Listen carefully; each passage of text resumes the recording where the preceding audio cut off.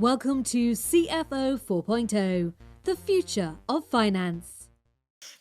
Hello, everybody, and welcome to this episode of CFO 4.0. I'm very excited to say that on today's podcast, we have Chris Argent. So, Chris is the founder and MD of Generation CFO, and somebody that I regularly, whose content I personally regularly consume. So, if you haven't checked it out, you definitely should.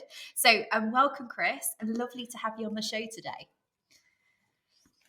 Thank you, Hannah. It's great to be here, and credit to you with the podcast. It's great to see it out there. It's needed. Oh, thanks, Chris. Really appreciate it. So tell us, for those that perhaps haven't yet come across Generation CFO, though I think they'll be hard pressed not to because you guys are everywhere. Tell us a little bit about your journey. What made you start the brand, and where is it going? Yeah, well, it's quite an interesting journey in that it was totally unplanned, and what I'm doing today didn't have this business plan and this sort of structured approach. Basically, I started out in finance and accounting, and after about 15 years of being an SME FD, um, there was a moment in my career where I thought I just need to make a change, and it was when I discovered a fraud in the company that I was in.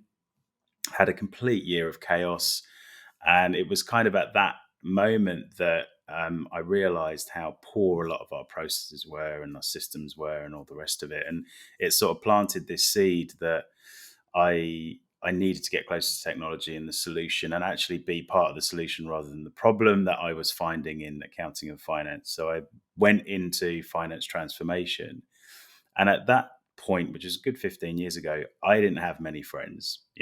Working in finance transformation, working in shared service environment, when you'd been an FD was seen as a backward step. It's the graveyard. You need to be working with the business and stepping up and all the rest of it. And I saw it differently, because I'd had such a difficult time, basically unpicking this fraud for a year and fixing everything. And I just thought, no, we can do better than this. I was really lucky to actually be with some big companies like John Lewis, Waitrose, Amazon, Vodafone, going on that journey. So they invested heavily in it. But the start of Generation CFO, and the reason why I give that backstory is because I set up a LinkedIn group. When I was very lonely in those shared service days, I set up a LinkedIn group, and I was just trying to find anybody in accounting and finance who just wanted to, peek over Excel and look at the systems a bit more, or, look at the technology that was coming down the line in terms of automation and analytics. And to my surprise, I found a lot of people who were interested, and not necessarily my peer group at the time, but the next generation, the Gen Zs, the digital natives coming through. And very quickly, that group grew to about 40,000 members on LinkedIn. It's called Generation CFO. And then the group became a community offline, and events and training and editorial and everything that we do today. And that passion project basically became my business about 3 years ago. And now there's a team of us running all of our editorial content, our education and training, and our events. That is an amazing story. And I think that's really interesting, isn't it? It's about, I do that when I would obviously started the podcast, it was just, I thought there was something missing. It was just something, and for those that are listening that don't know, it's a genuine passion project. It's not my full-time job, as we were talking about just before the show. And those are sometimes the best ways to start new things and to get out there. So tell me a little bit about sort of the conversations that you're hearing with those 40,000 members. What is the shift that you've seen over the last sort of 5 to 10 years? Well, the 40,000 grew to 70,000, and now we've actually got a reach of about 100,000. So, we talk to, but the reality is actually we talk to a very, very small group of that massive community, simply because you don't have enough hours in the day. But we do have an online community that people, can sign up to for free, and we do have community meetups where we have these very real conversations. And I think what's been obvious over the last sort of 2 years with the pandemic, there's been a huge demand on accounting and finance to step up, to deliver information for the business, to sort of keep the businesses going. And we talk about hero CFOs and sort of having this praise and celebration of what we do in accounting and finance, and not to be hiding in the background as the sort of back office. Because I believe a lot of people in accounting and finance have kept their businesses going in the last 2 years. But for all that demand, it's taken a bit of a toll. So people are actually, looking at the future going, look, we need to improve what we're doing. We need to make sure that our ways of working are sustainable. And there were loads of stories about, people wanting to work remotely, but still having to go into the office to get paperwork, or still having to, meet up to do certain things. And the system's not quite being there. So remote working wasn't quite possible. And I think there was this we do research with our community as well. And there was this sort of weird situation happening at the start of the pandemic, which was we had to freeze almost all budgets and capex and spend generally just to survive. But at the same time, there was a huge demand for finance transformation. And you could almost see this perfect storm in 2022 where, the demand for finance transformation was going up, but the budgets were frozen. So this year, as the certainty comes back in, hopefully that budget is being diverted to that bigger demand on finance transformation. So yeah, it's been a varied conversation, but I think people, in the main have come through it and they're looking to improve, definitely. Yeah, and I think it's quite, I don't know about you, but I feel like it's quite an exciting time in finance. It's obviously been a challenging time over the last couple of years because, like you said, no budgets, but more demand for better information faster, and the ability to make decisions quicker is obviously led into some of that transformation piece. But actually, like, the futures for me is quite exciting because, I always say, like, we don't, you don't go to you don't spend years doing SEMA to start typing numbers into spreadsheets, and to as fun as it was learning those T accounts, that's not what you want to do once you're at that level. So for me, I think it opens up so many opportunities in terms of career options for those already in finance, but also like a change in role for those that are at a more senior level as well. So what are some of the shifts? Obviously, you work very closely with HCCA, with AAT, and all of the big names in accounting. So what are some of the conversations that you're having around the shift in role? So I think the if you like, the top 10 priorities generally remain the same within a finance team. We want to be providing the right information to the right people. We want to be business partners. We've been talking about that since the 60s, I'm pretty sure. But it's still our number one priority. And I think there's an acknowledgement now that technology is a core part of that solution, whatever it is we're offering, whatever your priority is. In fact, I was on a webinar. I work with the AAT. I ran a digital decoded workshop yesterday for the AAT members and students. And one of the questions we asked yesterday was, should we, be being trained on the digital side in the same way that we're being supported and trained on the accounting side? A lot of people go in to finance teams, and are funded in their training, and 96% out of a very large group, there's probably a couple hundred people on the webinar, 96% said yes, absolutely. And they said it was, I think it was slightly less, but around 90% said understanding digital was part of being a great accountant and a great finance leader now. So it might be slightly skewed because there was obviously a digital decoded. So, you might have digital advocates on there. But I think there's just a realization that there are, in the past, we had the technical skill set and we had to major on that and maybe could have had a full career out of it. Then we overlaid the business part, which was the business, partnering. And, we kind of been talking about that for a very long time. And I think there is actually a bit of a problem with doing that, because maybe people going into the profession aren't natural business partners. So people are starting to recruit different types of people into those business partnering roles. But then when you actually add the digital side of life, we're actually seeing that almost like that, not traditional accountant, but that accounting skill set, that analytical mindset, that analytical thinking, it actually lends itself really well to the digital side. So I think a lot of people feel more comfortable with almost learning the digital skill set rather than being pushed into this, communicator role and bit partnering up with a business. And that's what we've been talking about with the ACCA and the AAT, and also other learning providers. And we did this amazing research report last year. It was quite heavy, I have to say, but it was around the agile organization. It was a research paper that we did with the ACCA and also CAANZ, the Antipodean Association, and it really laid out the future of what the profession could be. But it was big thinking. What we try to do with the AAT, and when we do training and our summits and all of that educational content, is operationalize it, break it down, make it really digestible, because sometimes it can be a bit overwhelming. Yeah, no, I think that's a really good chat, because I've always thought of, like, if I think about where I personally think finance is going, is that I almost see it's two arms, almost like the operational and analytic and the strategic side is kind of how I think of it. What was the research? Like, what did you guys find out? Were there any surprises in that research? Yeah, I think there was a lot of acceptance of this coming, and there was a lot of let's say planning and talk and you know I don't know. I don't want to sound too negative, but there was a lot of chat about it. Yes, I'm an innovation leader because I'm having a conversation about new technology, or having a data team within my organization.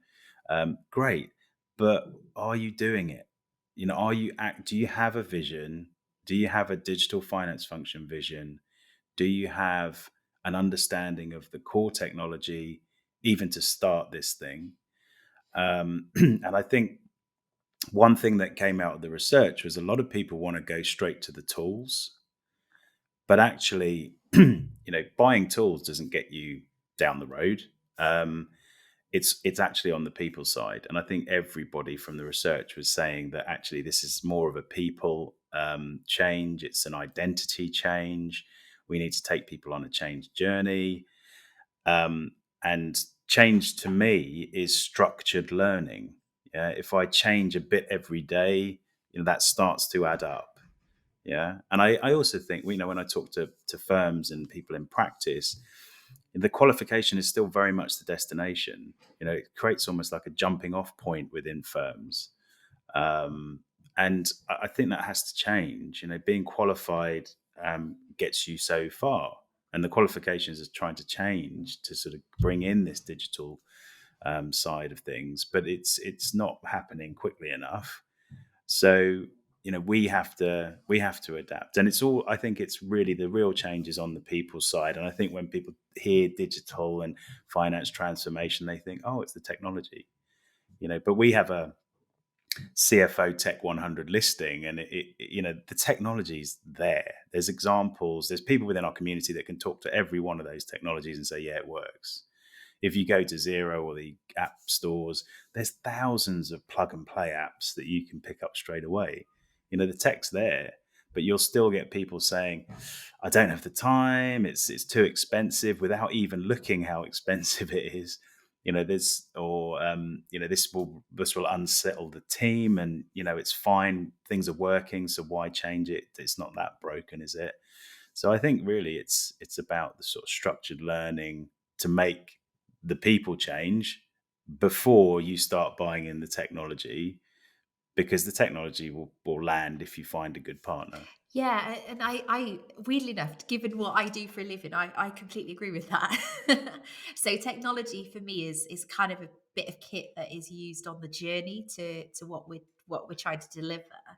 And I always find it fascinating that people think that they have to buy a new piece of kit to be able to achieve the change that they want. And and not only just like you say, that change management journey, but I also think it's really interesting the lack of like process knowledge that, like process engineering knowledge that finance has at the moment. The ability to look at a process and pick it apart and figure out, because some of it is nothing to do with the technology. It's actually about the changes, the process that's been driven by other areas of the organization. It's people not thinking about the order in which they do things. There's a lot of that goes into successful financial transformation. Yeah. It's the uncomfortable truth in the automation side of things. I think that the benefit of automation is fixing the process most of the time.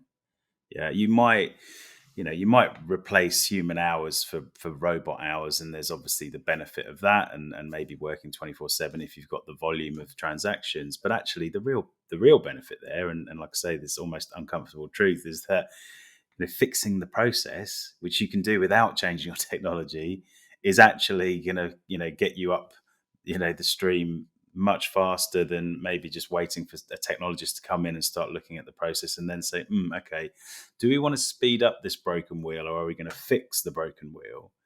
And I think there's lots of sort of misunderstanding around the technology side, just being this great sort of solution coming in. And we've seen talk about failure in this area. Unfortunately, there is a lot of failure in this area, but it's when CFOs and the business generally sort of leaves it to IT or leaves it to an external consultant that doesn't quite understand. And you talk about our knowledge, why aren't we process re-engineering, or why aren't we looking at our different sources of data? I think it's just our identity. We don't look for it because we've never done it and we aren't being asked to do it, but we should, because we are actually analytical. From an analytics point of view, we're domain experts in our function. We're very, very good technically on the accounting and finance side. So we can unpick a process if we choose to.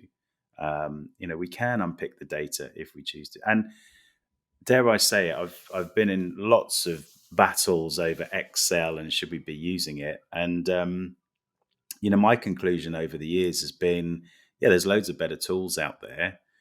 But even within Excel, there's more capability that people have never looked at. So if you want to go on a journey, then go look at the advanced Excel stuff first if you want to start looking at technology. But that will only then lead to, well, what data should we be using? Are the processes there?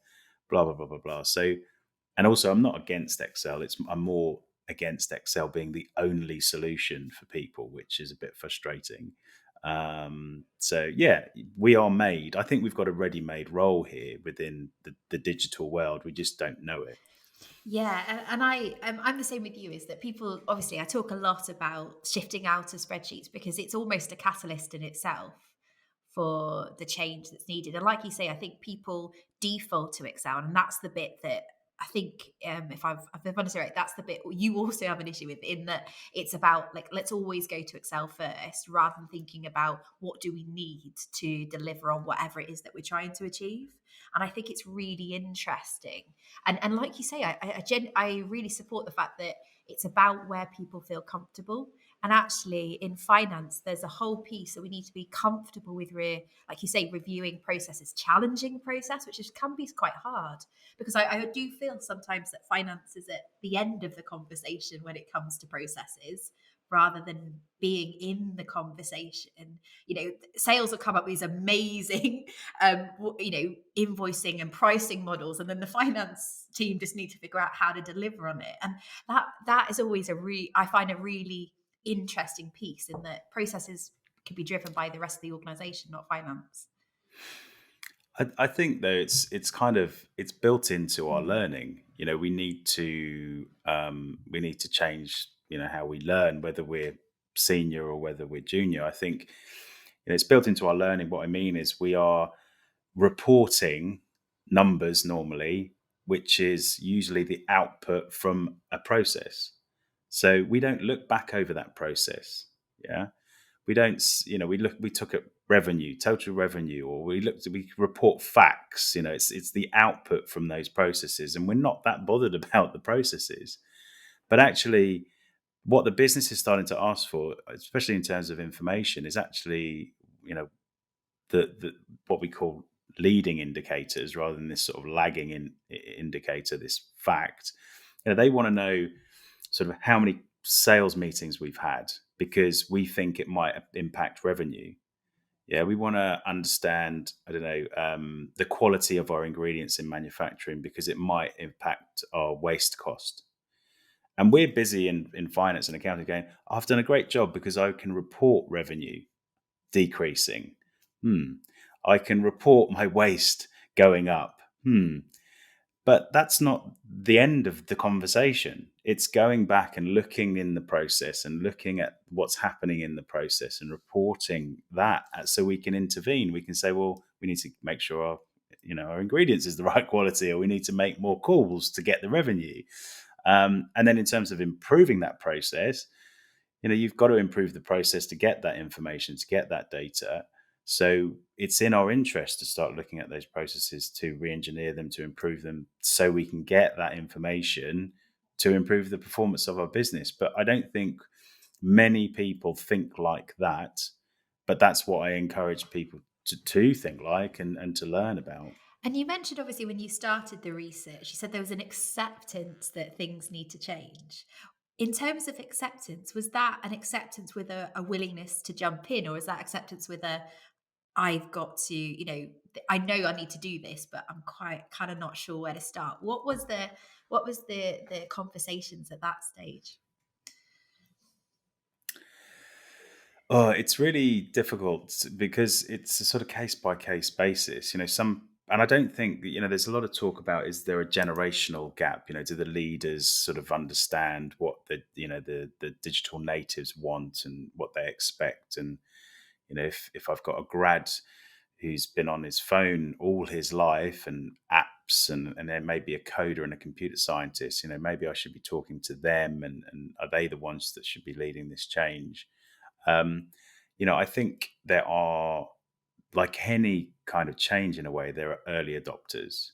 It's that sort of marketing theory. We're going to have some people that jump in and buy the stuff straight away. Later down the line, you're going to get the masses. And I think we are still quite early on this for our profession. But, you look at the marketing profession, which is an example of possibly what could change for us. Everyone's using digital analytics, data analytics. There's now a profession called digital marketing. So maybe there's a profession called digital finance in the future, and we're focused more on the sort of finance and data and digital skills rather than the business partnering side. And there's another career called, finance business partnering, and it's supported by this team. I think people, generally want to change because their teams want them to change, but they're a bit stuck as to what to do next. And we take a slightly different approach to maybe the traditional approach. I think most of these leaders get their information from the accounting institutions, which is why we work with them to get the message across and to go to conferences. But obviously, the last couple of years, conferences have gone. And I also think that conferences can be quite overwhelming for people. There's thousands of people. The network opportunities they talk about, I'm not sure how good we are at networking at communities to find people who have done it before, to help us out. And there's loads and loads of technology players in these conferences. And, how do you know which one's good, bad, ugly? So we take a slightly different approach, and we're like, look, we'll have an educational summit, and it's purely focused on the content. So come and learn. Yeah. We'll have a community meetup. So if you're interested in then taking it further or finding people within your peer group, to learn from, come to that. And we've got the online community as well, which people can sign up to and ask questions all the year round. And we're trying to create this sort of 24/7 learning environment because we feel that people need it, rather than one day a year you go and get inspired and then the next day you've got to do your accruals.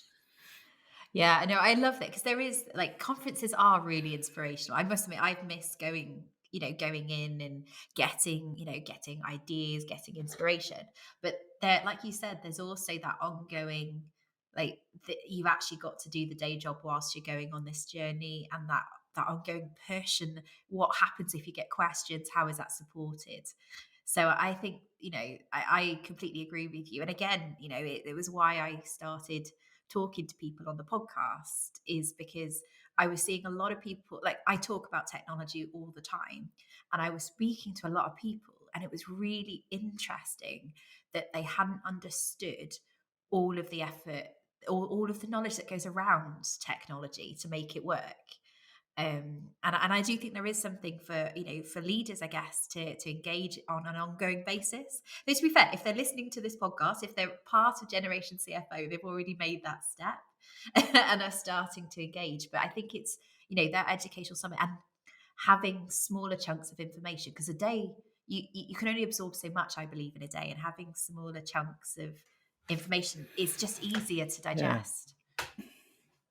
And I think there's I love my property programs. I think most of the UK does. And, it's a bit like, going to a house viewing and being asked on the day whether you want to buy the house or not. And some people do, some people make buying decisions of houses in very short amounts of time. And it's alarming when you think how much money you spend on a house.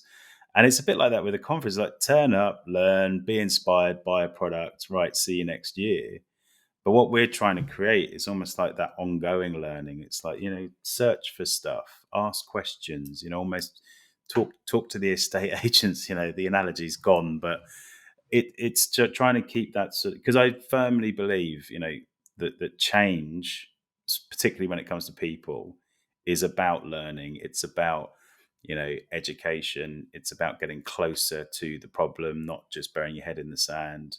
And you also have to break it down for people because they don't have time. They've got a day job. Some people are massively overwhelmed. And after the pandemic, there's some people, and we had comments, on one of our webinars recently about, Chris, I'm just survived the pandemic. Like, as great as this might be, I don't know whether I have the energy to make that change right now. And I totally get that. It's like, so if you want to, put an extension on the back of your house, you've got to be ready for that. It's not just something you decide to do. So yeah, I totally get it. But what we want to try and encourage is this community of people to support each other. And we do sort of lean very much on the technology side, but we do cover off other trending topics, and we can't ignore those. Things like ESG and mental health were big over the last year as well. But we do link it back almost to the technology and the use case, because we talk about it in terms of information. It's like, what information are you capturing for mental health wise? On the ESG side, I think there's something coming in very soon about having to report plastics if you're in manufacturing. How are you going to do that? You're not even measuring it. Where's the data? How do you do that? Where's the analytics? Who's reporting that data? Is it on the CFO? Is it on someone else? So we try and sort of bring it to life with a technology hat on, and keep it interesting. And I think there is that piece, and you made a really interesting comment about almost, I can't cope with this, because of, I've just been through a pandemic, I'm at this stage. And there is an assumption that a tech transformation piece is this massive project that's going to all consume your life. And I don't know what your thoughts on that, but I feel like there is a conversation about what changes can you make, and what small changes can you identify, and just make that step into that into that transformation journey without necessarily having to dive in with head first and into the massive pool of transformation. Yeah. Yeah, I'm not a massive fan of the word transformation in a way, because it does explain what we're trying to do here. It's a sort of one-way change. There's no going back. But I think the word transformation also implies that it's a project, or it's a big initiative, and then we stop, or we're in a different place now and then we stop. The way that I view this is it's continuous learning for sure. And it's not just because that's helpful to people. It's just it's possible to change continuously now. So before you used to get big process changes coming in, big systems changes coming in, But now with the SaaS environment and the cloud environment, especially around the small and medium sized businesses, you can have a Friday project and download something probably for free and play around with it and see whether it's relevant, and then the costs will start to come in later.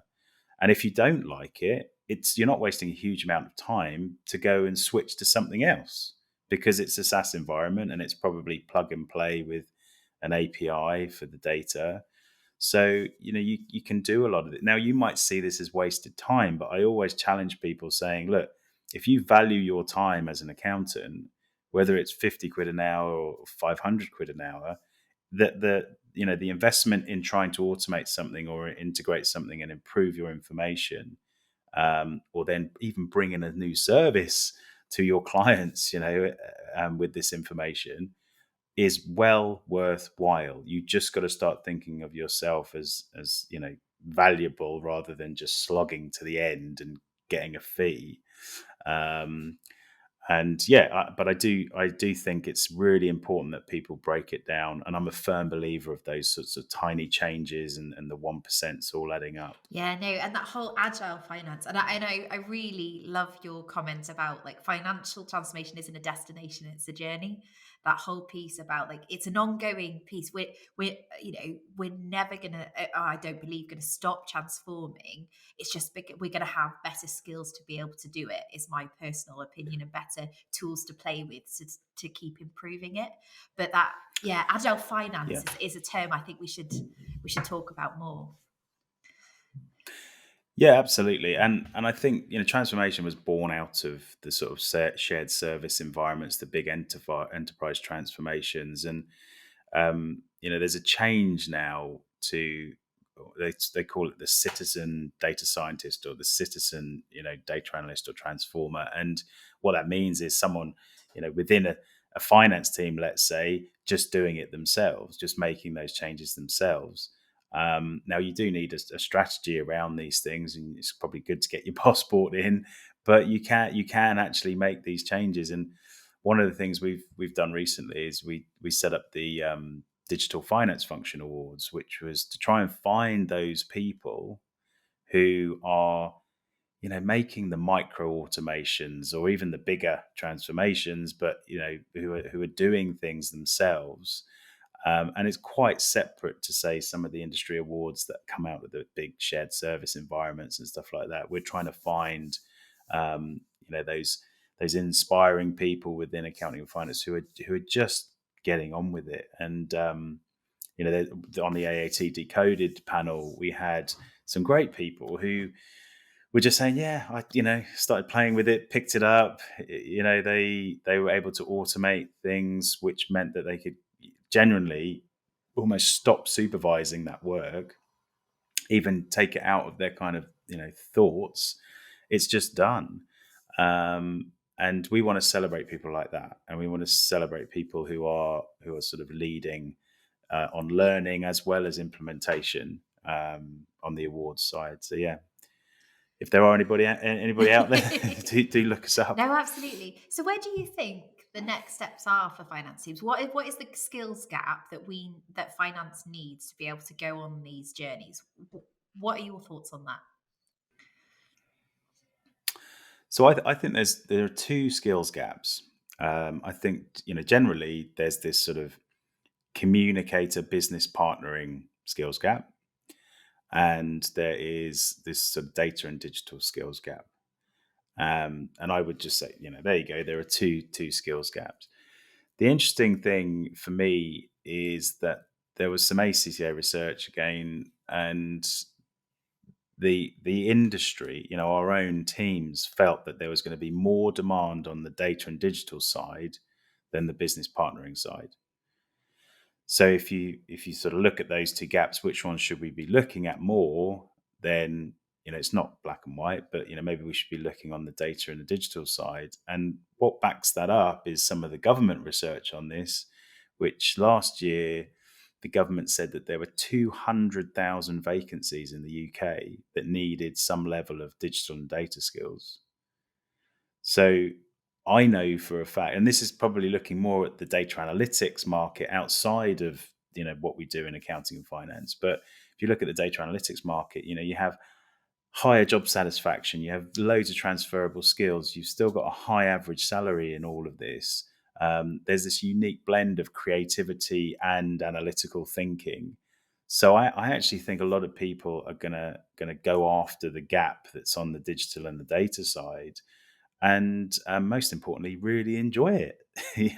Rather than try and make, and I am generalizing here, but try and make accountants who are quite analytical into these great communicators and sit them in front of a business.